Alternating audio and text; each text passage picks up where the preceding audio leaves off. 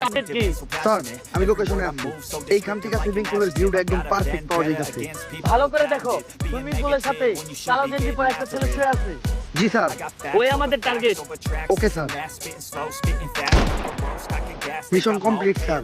ওর গায়ে জানি কেউ একটা ফুলের টুকাও না দিতে পারে। ওরে বাঁচানোই আমাদের মিশন। স্যার কাম তো সারছে, এই হালাই তো আমাকে টার্গেট নিয়ে মারছে। করছস কি? তুই কারে মারছস জানোস? ওই হলো সেনাপ্রধানের ছেলে।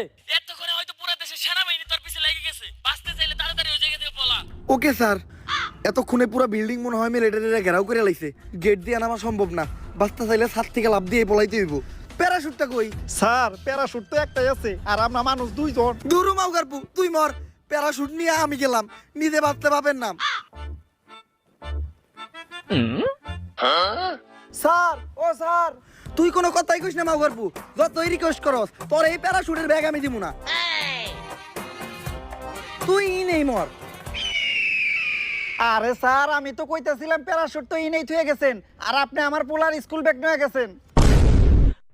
স্যার ও স্যার, স্যার আমি কই আছি? আপনি আপনার বাসায় আছেন স্যার। আমারে বাঁচাইলো কে? স্যার আপনার হসপিটালে আমি নিছি, এবং কি আপনার হসপিটালের সমস্ত বিল আমি দিছি।